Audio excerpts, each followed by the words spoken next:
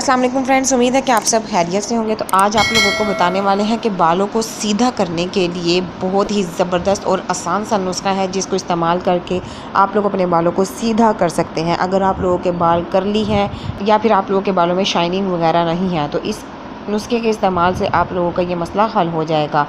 तो इसके लिए आप लोगों को किन चीज़ों की ज़रूरत है, आप लोगों ने नाशपाती या आड़ू एक ले लेना है और अंडा आप लोगों ने एक अदद लेना है। जैतून का तेल 1 खाने का चम्मच, सिरका 1 खाने का चम्मच, मायोनीज़ 1 खाने का चम्मच, ज़ाफ़रान 1 चुटकी। अगर आप लोगों के पास ज़ाफ़रान नहीं है तो आप लोग इसे स्किप भी कर सकते हैं।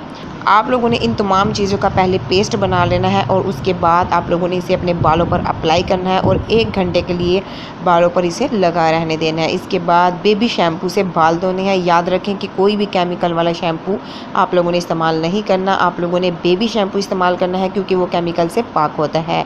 इस मास्क से ना सिर्फ आपके बाल सीधे होंगे बल्कि रेशम की तरह नरम, मुलायम और चमकदार भी हो जाएंगे।